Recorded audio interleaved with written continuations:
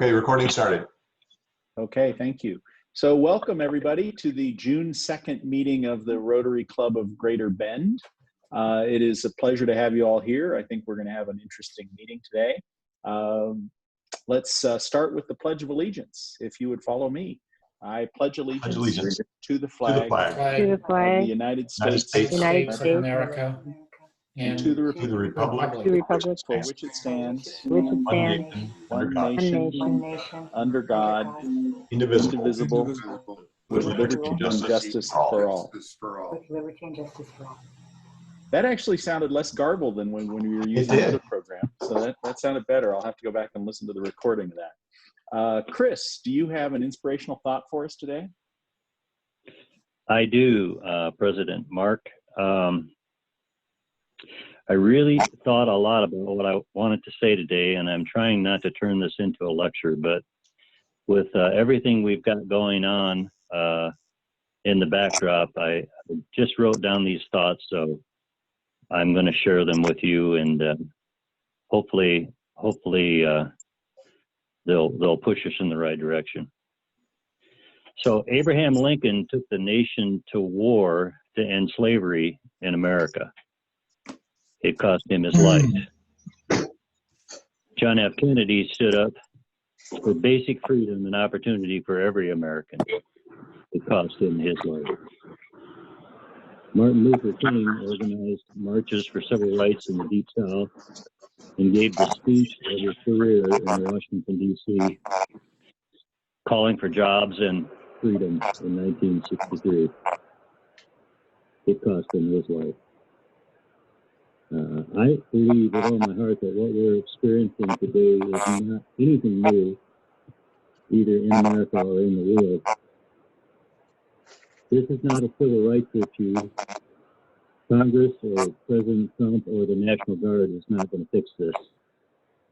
At its core, this is a heart issue. It will only be resolved when every American citizen, black, white, yellow, or red, decides to accept and treat their neighbors better than themselves, to serve our fellow man as we should. Now, that seems redundant as a Rotarian, but I really think it bears saying today that we need to help people achieve and accomplish everything they were created to do, and pray for our nation for the healing and the unity that needs to come. Thank you. Chris, that's very well said. Thank you very much. We might have one guest on that I'm aware of. A gentleman by the name of Drew Rothengas was interested in seeing what it was like to be in our club, and he was going to dial in today. I'm not sure if Drew is on, but if he is, welcome. We're glad to have you here. A couple of announcements. This is Heather Biscat. I'm sorry to interrupt you, but I failed to let you know that I invited a guest today, Kathy Basco, who is relatively new to Bend. She is the Director of Philanthropy for the High Desert. All right, Kathy, welcome. Glad to have you. So a couple of announcements. First one is next Monday, June 8th, is a Rotary board meeting at 4 p.m. if any of you want to attend. In the next newsletter, we'll get the link out to that meeting if you want to connect up and be there. And then the only other announcement I have is calling on Rebecca Kaufman. Are you on, Rebecca? I am. Thank you, Mark. I wanted to touch base with everybody here. I've been kind of orchestrating inspirational thought, and we're coming up to put together a new calendar, and it would be great to have some additional people join us. So if you are inspired by anyone or anything, it would be great to have you on the team and bring those inspirations to the whole group. Just give me a call or drop me a line. Thanks. All right, thanks, Rebecca. I appreciate it. It's kind of hard to follow after Chris. He did a good job today. The speaker today is Roger Lee, and I think most everybody on the call probably knows Roger. He is the head of economic development for Central Oregon, and he has been for 21 years. Prior to that, he was in Seattle King County Economic Development.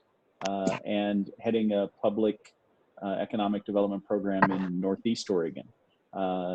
We won't hold it against him, but he is from Idaho and a graduate of University of Washington in economics.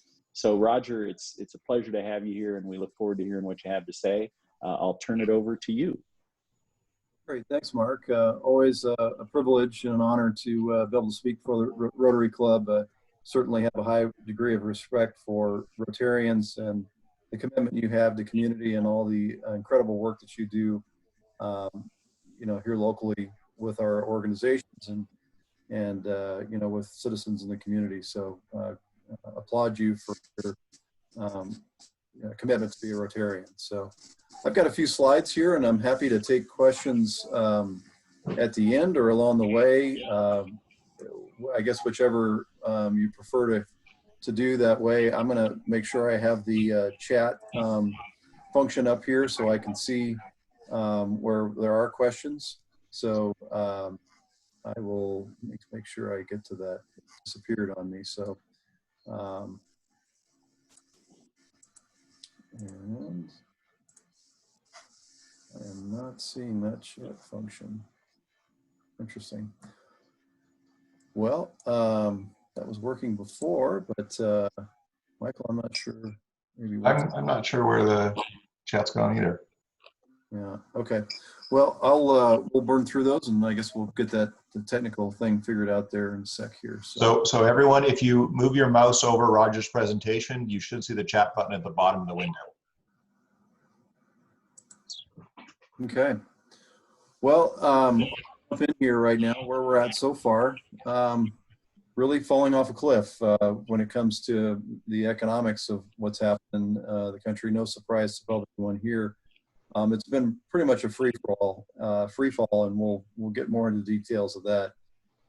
Pretty unprecedented kind of economic experiment we're doing here, and something that hopefully we're learning lessons from. So this provides a picture of kind of what's happening. You know, in the economic development field, we're definitely you know, concerned about jobs. It's one of the main criteria. It's one of the things that folks really expect out of our organization is to track of jobs and really kind of on the base level of what's happening with jobs from our base industries and so forth. This is a national slide that talks a little bit about what's happened. And you saw the increase from the previous to the last recession in that dark, last dark shaded area. And then you saw this, you know, kind of unprecedented rise up there, something, you know, rivaled by what happened in the 80s and 90s.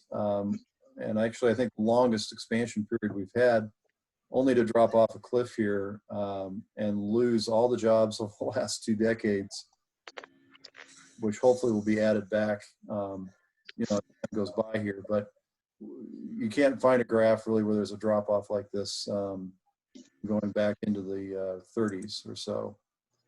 So how this, you know, I think the biggest thing we're concerned about is how is this impacting businesses. We've had job losses because businesses were closed orders. And so you've got a slide here. It's just talking about the U.S. Chamber of Commerce. Quarter of businesses say it's, you know, 2 months or less from currently. For those who haven't seen, there's also seen the chart. There's a chart out there with kind of how much cash reserves businesses hold, you know, on average for a particular sector. And that number is, you know, remarkably, I was just kind of shocked at the lack of cash reserves by sector businesses hold or don't hold. So when you shut the economy down and you close businesses for a lengthy period of time, that can really, you know, create an issue where the business can restart and hire those folks back. So, you know, what we saw in Oregon, that's a national slide as well. This is a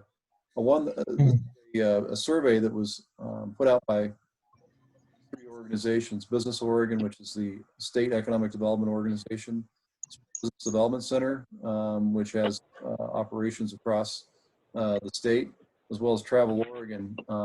sent out to a broad range of businesses, and they got a pretty good response. They got about 5,000 companies respond. And this was with regards to what happened in April for these folks. As you can see, accommodations, arts and entertainment were just really impacted in a big way, along with bars and restaurants. And you kind of work your way down the list to where EDCO spends a lot of its focus is on manufacturing, information, to some degree, financial services, but I guess professional services in general are all kind of in that less impacted category based upon this survey. And this is loss of revenue, which you can see on accommodations losing almost 90% of their revenues.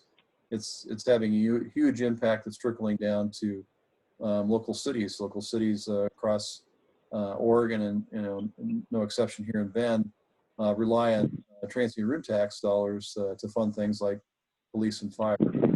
So big concern there. And then, forecast employment change by industry. Again, back to the national number. This is forecasting what will happen in the second quarter of this year. And again, you see some of those same industries at the top, but then you see manufacturing high as well, as far as the list goes. And we're seeing some of those impacts come here more in the second quarter as we start to see those companies impacted by the lack of retail basis, for example, or supply chain issues that we've seen for our local companies here, where their supply chain may be in another state, it may be another town in this within our state, or maybe overseas. Those have all been impacted by COVID measures here in the last 60, 90 days. So, and it was interesting, we saw on some of our manufacturers that do a lot of production overseas. Let's say, in December and January, they couldn't get products from their factories overseas, primarily in China, but in Asia in general. And about the time that those things started ramping back up, they didn't have any sales. So, like, don't send us product now. We have no sales, so it's just going to pile up in the warehouse. So pretty interesting to see how much of a global economy we have and how it's impacted in kind of uneven ways and with a lag with different sectors being impacted. And as you look here in our own state, this is actually unemployment claims as a share of the total labor force.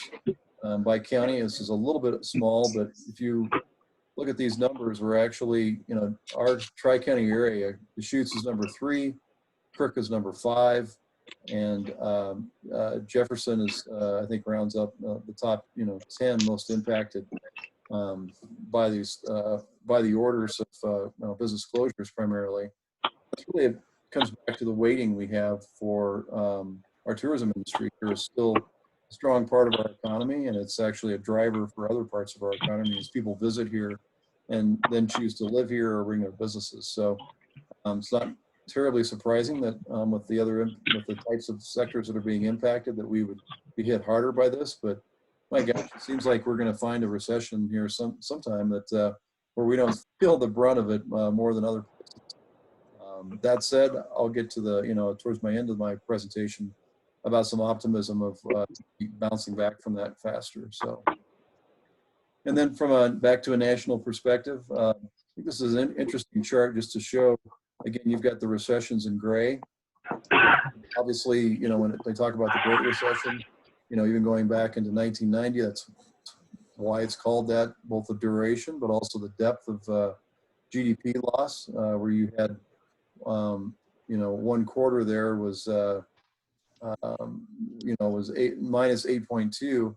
Well, we're 4.8 right out of the gates, here for this first quarter of 2020, which wasn't fully impacted because a lot of those stay-at-home orders didn't even come into effect until mid-March. So I think we feel like the second quarter is really going to be dramatically lower than that based upon everything else.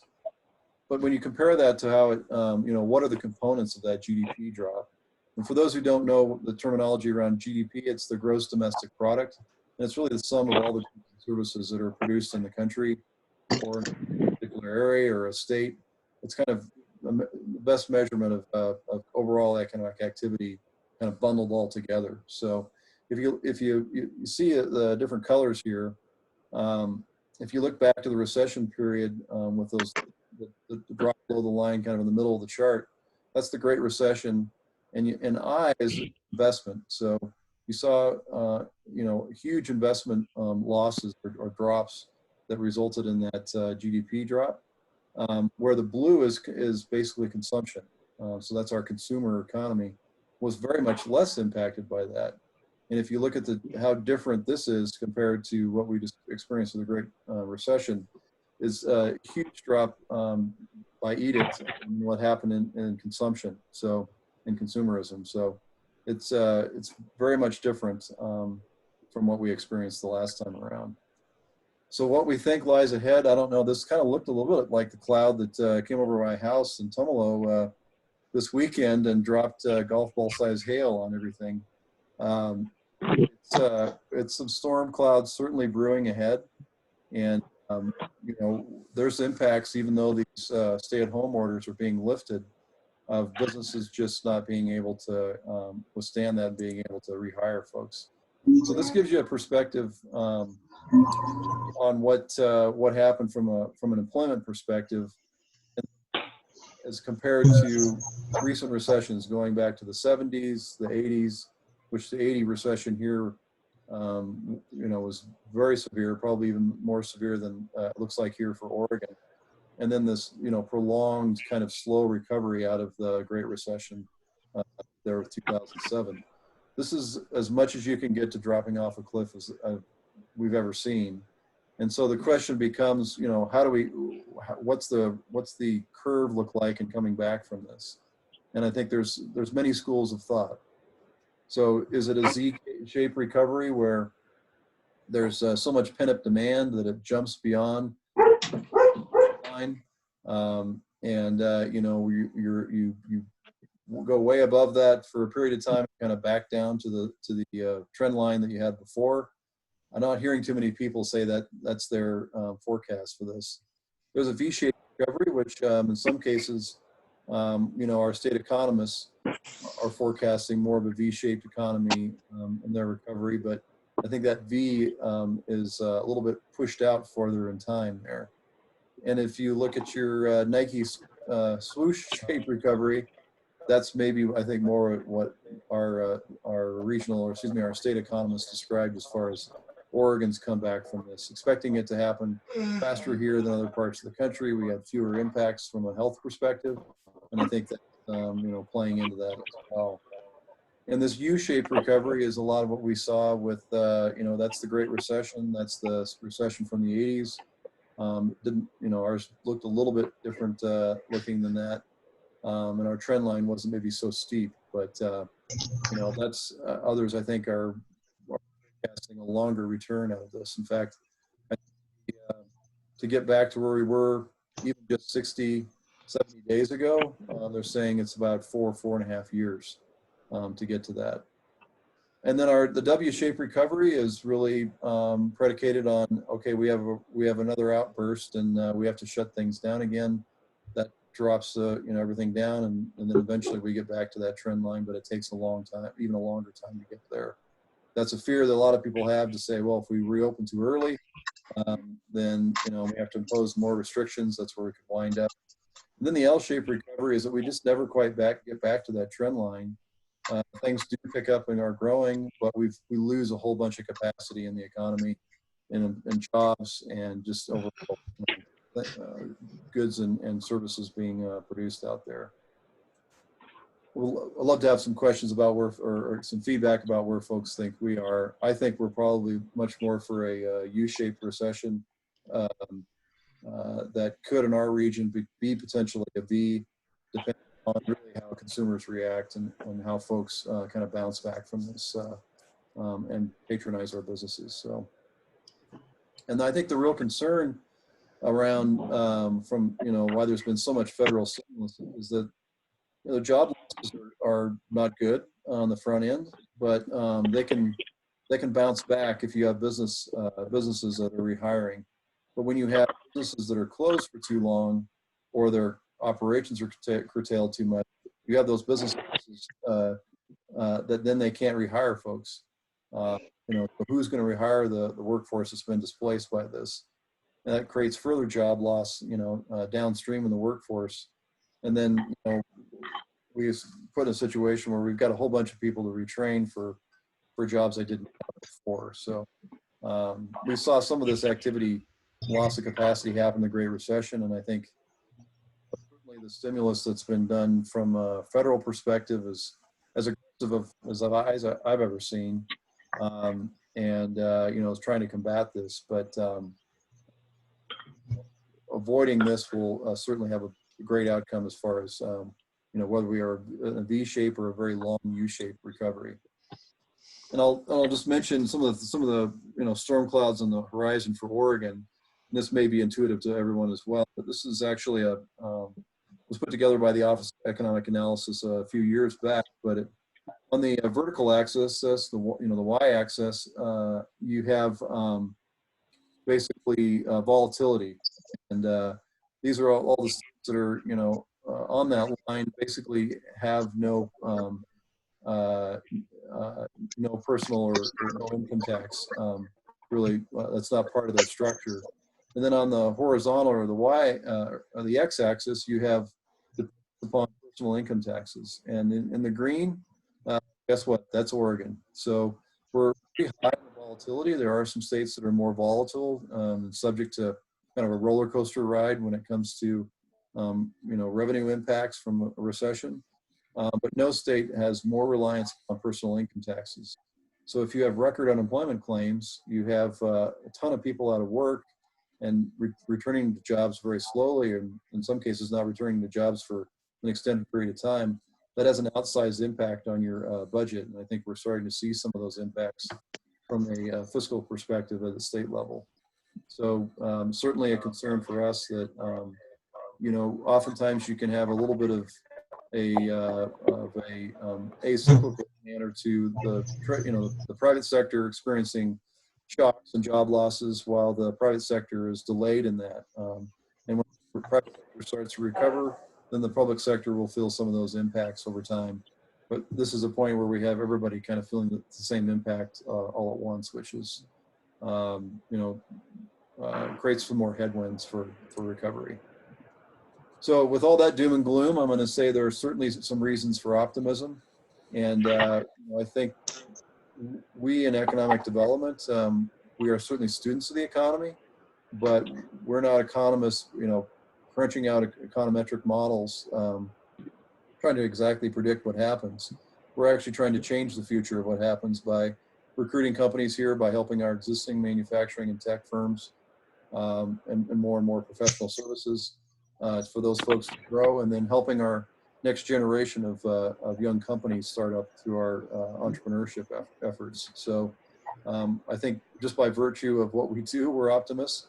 And I really believe that, the business community, the private sector is going to pull us forward and out of this hole that's been dug. So the first reason I would say for optimism is certainly, Oregon has had lower incidence on a per capita basis for COVID infections. And so this is, as of today, actually, report that is out there.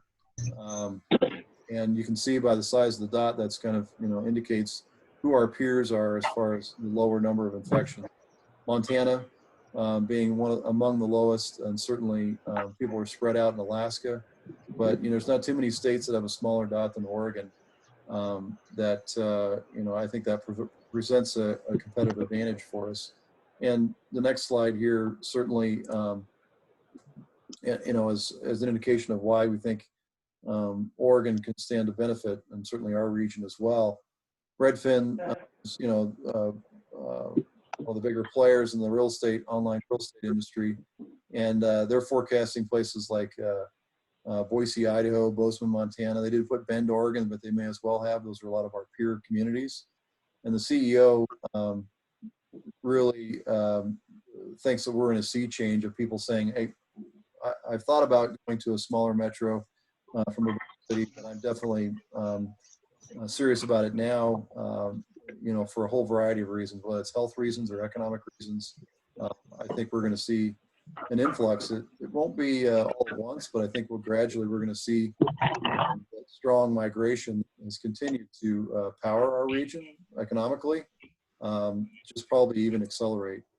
And I throw this chart up here. Again, this is also another Oregon Office of Economic Analysis, where you've got all of our Oregon counties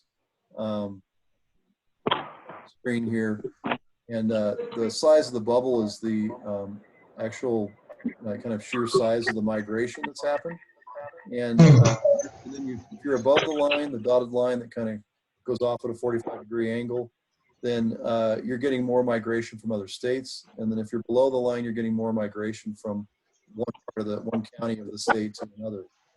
You can see our Tri-County area is high on the migration in general, and from other states.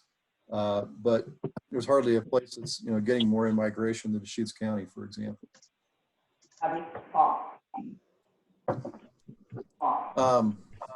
The other thing, the trends that are out there that we think are a reason for optimism is, so you've got companies, you know, you're talking about individuals, but then you've got companies saying, like Twitter and Square, saying, well, this work at home thing works, you know, is working pretty well for us. So you can continue to work from home.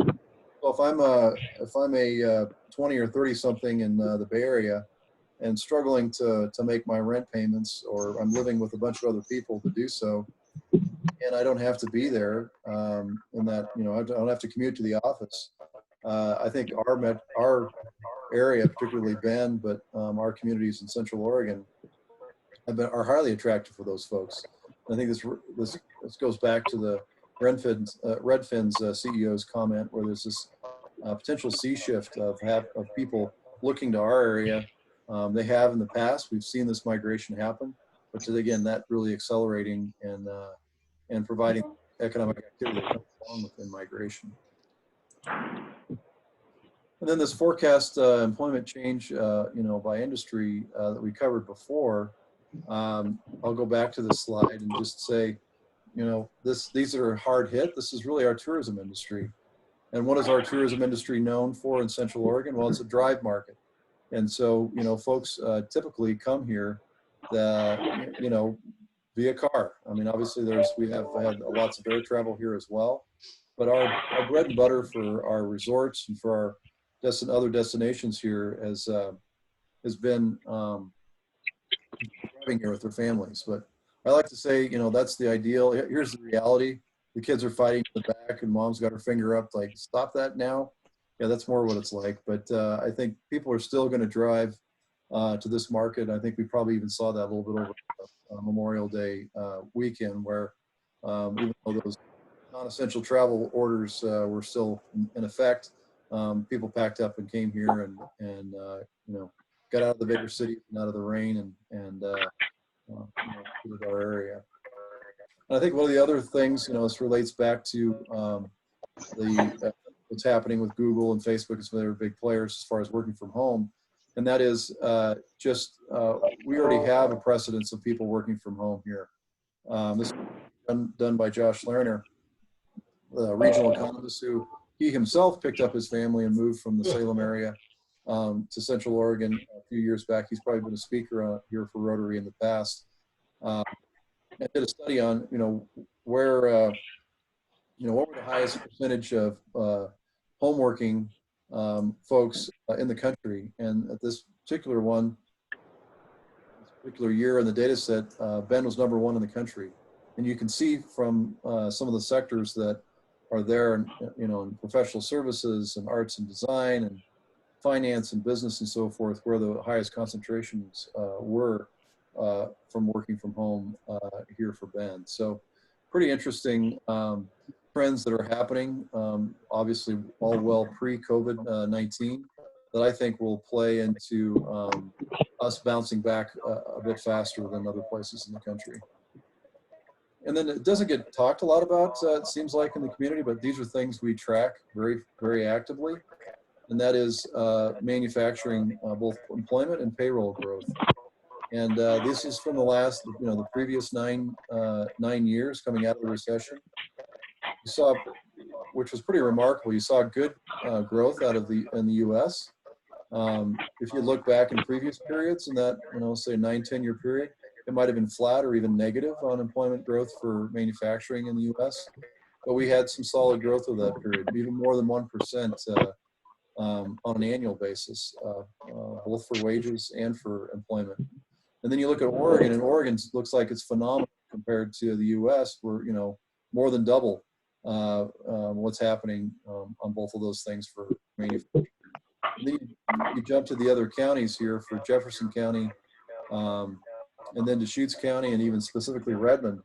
And we almost created almost doubled the number of jobs in 9 years in Redmond, for example. That are engaged in that industry, which I think really bodes well for. We're much better prepared to weather this really severe economic shock than we have been in the past.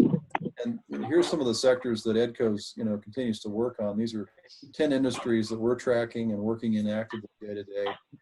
I believe will kind of be the foundation. These will be the companies that help lead our region back to recovery. Because their markets aren't local necessarily. Sometimes they're national, sometimes they're international. Even though this is a international economic crisis, there's different parts of the globe that are coming back at different rates. And so, all these sectors we really believe are creating a much better base for our economy to be able to move forward and recover, just like we recovered very quickly out of the Great Recession.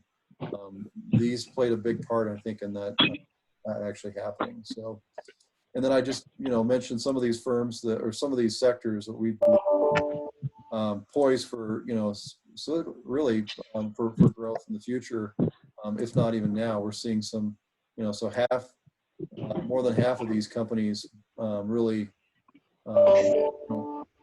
having a bright future in the years to come, being able to add jobs. And I think it's also important to mention that these 10 sectors, we saw about 1,500 jobs in our region going unfilled prior to COVID-19. And maybe some of those jobs will be filled. We have one employer that, for example, that has about 300 positions to fill. So I think they're excited about being able to put some of those people that are out of work back to work, with benefits, et cetera, that they couldn't find earlier because of our very, very tight. And I just mentioned one of these industries, bioscience. Here's some of the companies we continue to work with that many of which, it's one of the other trends is I think you're going to see an explosion of investment and employment happening in the bioscience sector, particularly around pharmaceutical development and research. And we're well positioned for that. I like to quote this. It's an anecdotal quote, but because I haven't tracked down all the PhDs, but if you were to amass all the PhDs doing pharmaceutical research in Oregon, I think about half of them would be here in Central Oregon.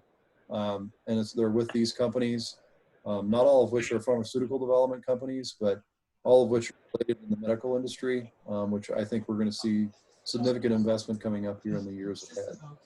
So that's a perspective from the economic development side of things. And that concludes my slides, but I hope there'll be a lively Q&A on questions folks have that I'm hopefully able to provide a response to. So I'm going to see if I can get into look at that. Have we found functionality now in the chat? Yeah, so Roger, if you move your mouse over the presenting screen, you should see icons at the bottom for chat, share screen, etc. And actually, why don't you stop presenting with your screen? Okay. And that may make those things appear. Now below the video, I have it appearing below the videos. There we go. Okay. Perfect. Okay. Where did it go? There it is. Okay. So Have we got a question there? That first question is from Mark. If you look on the timeline, 1232. Yep. So with people getting used to working from home, do you see an issue with office space vacancy coming? Yeah, it's a great question, Mark. It's one that I'd almost consider putting a slide in that showed our, because we really don't have any data quite yet on vacancy rates in the Tri-County area. Mostly those are vacancy rates for Bend and Redmond. It's truly tracked by Compass Commercial. But we've seen just record low vacancy rates. And so you're seeing in the industrial and office in that, 0 or 0.5% into up as high as, 3.5%. That's really pretty much a landlord's market. And so we had a lot of companies that were unable to find space or not finding the right space for them, pre-COVID, that now I think some of that space is opening up. So we see that as some economic opportunity. Now there's economic losses that come with that too. So who's vacating that space and why? Some of those are closed businesses. Some of them are retrenching. But this, to the office space, yeah, that's a net gain because you've got folks that are still employed, businesses that are still running, but they've just shifted to not using physical office space, so that opens up room for others. We've been trying to encourage both office and light industrial construction throughout our region, and so some of that's in play. But I have to say, from our lead generation for new companies that are looking, or even companies looking to expand, it's still pretty brisk. We're entertaining inquiries, on a regular basis every week for folks who are looking to move. I've had a question before. It's like, okay, what big companies are those? Well, I would say we do have a few larger projects, but most of them are smaller. That's our bread and butter, particularly in Bend with what product we've had, is that we are entertaining smaller companies. So next question is that it seems that since we are so dependent on income tax revenue, it would make sense to promote our lifestyle and ease of working from home, great broadband access, et cetera, to other areas like California. Is there any promotion happening to try to get tech remote workers to move here? And I would say, yes, there has been those efforts, and I'd say they would continue. There hasn't been a focused effort in kind of the wake of COVID to reach out to those places. I think we'd probably get slapped down pretty hard to say, hey, we're already hurting economically. Now you're going to try to steal all of our workers and our people. But I think what will happen longer term is that this area has been such a machine for job creation. It's one of the reasons that we've placed so high on Milken Institute rankings, is both the job and wage growth that we've seen here. So I think folks will flow to those areas where there is job creation and where people can kind of make the whole thing of living and working work. And that's a bigger issue with regards to housing and kind of our overall costs here. Certainly in a lot of our bigger metros in the West Coast, we still look pretty attractive, I think, from that whole calculus. So we'll continue to do that, but probably on a very targeted basis. I know we've been doing recruitment calls because they were scheduled well before all this happened. We just had to do them virtually versus actually they're meeting with companies in the Vancouver, BC area, which I think gets ignored a lot by folks in the U.S. and on the West Coast. Thinking, yeah, it's another country, and what opportunities could be there. But they've experienced a lot of the same cost increases of living, of doing business, and so forth. You've seen in Seattle or the Bay Area, but probably a lot less targeting happening from organizations like ours across the country to go after those folks. So we've got pretty interesting receptions, and usually these are not relocations. It's usually, we know we need to have a U.S. presence, and we're looking for a location to set up our U.S. headquarters or our U.S. installation. So I think there's some interesting opportunities even in Canada and in the Victoria, Vancouver, BC area. So those are the questions I've had see so far. Michael, do you see others? That's all I see in chat. Okay. Anybody else, if you have questions, you can put it in chat or unmute yourself and talk.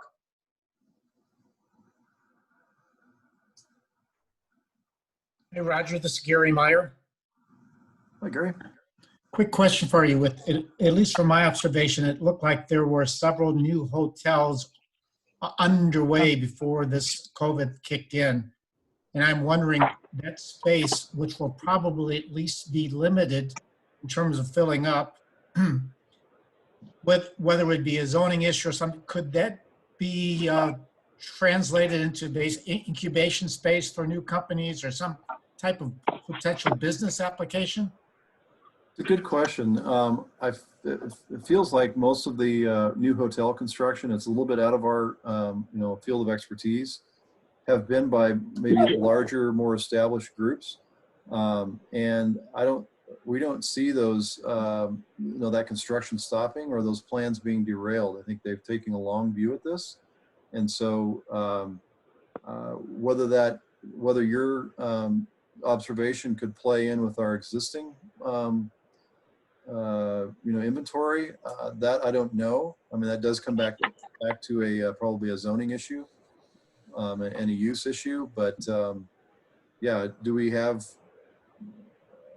I mean, on our overnight accommodations, are we way overserved right now? Obviously, how will that change in the next 12 months? I think remains to be seen. It really comes back to one of the big unanswered questions is how will all of us respond to uncertain economic times, and then uncertainty around health risks.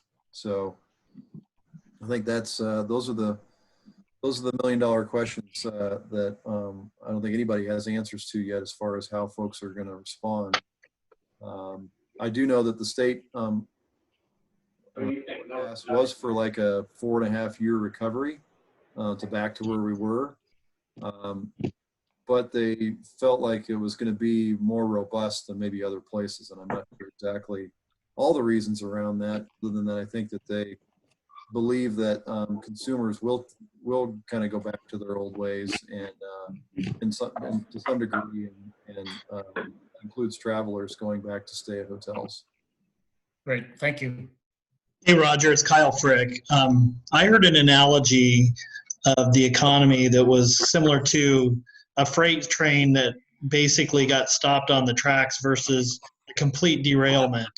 And all we really need to do is start the engine again, and there's pent-up demand and things like that. So just tagging on to what you just finished, I was just, that kind of struck me that, potentially we do have, once we open up businesses, just like the barbers and, people need to get their hair cut. There's a lot of pent-up demand there. So do you have anything to maybe add on to what you were saying about that with that analogy in mind?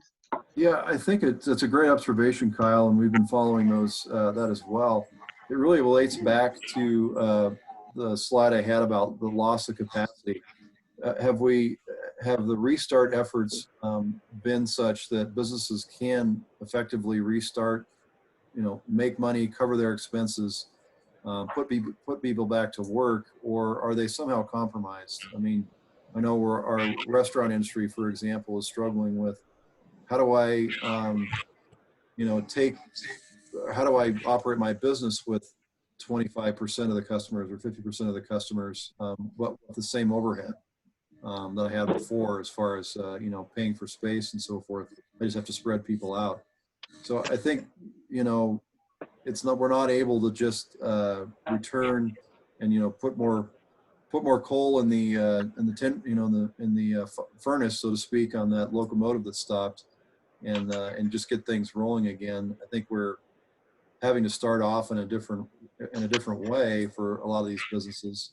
And there's been impacts to manufacturers too, where they have a whole variety of testing, a whole set of costs imposed upon them that they didn't have before, that they're figuring out how to cover and plan to push forward. So it's such a different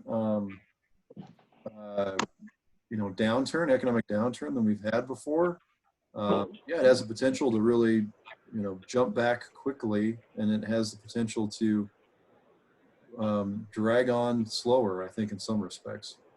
Yeah, just an add-on to that, just a point that we have is we've been watching deposits increase through stimulus checks and PPP loans and all that stuff. The money's slowly going out. There's just not any place to spend it right now. So consumer spending has not increased or come back dramatically just because there's not places to go and spend it as much. So I could see where that might start having an impact as we start seeing the businesses open back up. Yeah, that's a great point. I probably should have put a slide up about savings rate, which is just it's such a short trend. I mean, it's almost risk, talking about it. But the savings rate has jumped. I don't know if there's a point in time where we've ever seen it so high. I think that's an impact of, we can't spend, hard to find places to spend our money unless you're buying everything online. But also just a reaction, I think, to this economic uncertainty around us. But I think the saving rate jumped up almost 30%, on a monthly basis, which is just, for Americans, that's phenomenal. And we're an economy still driven by about 70% is consumption. And so you put the brakes on that, that has other impacts as well. It provides folks with some runway if things continue to be problematic from an economic standpoint, but it also has the same effect of putting the brakes on the recovery. So, Any other questions, everybody? Okay. Hey, Roger, thank you so much, not only for what you do for our community, but also for bringing us up to speed. It was very informative and interesting, so I really appreciate it. The month of June is a pretty exciting month for me. We have a lineup of programs starting with Roger. Next week we have Tony DeBone, the county commissioner. The following week we have Jason Brandt. He's the head of the Oregon Restaurant and Lodging Association. And then our second to last meeting of June is Becky Johnson, going to bring us up to speed on what's going on at OSU Cascades. So I'm excited about the programs we have coming for the next few weeks. So please join us. And thanks for being here. And again, thank you, Roger. And we are adjourned.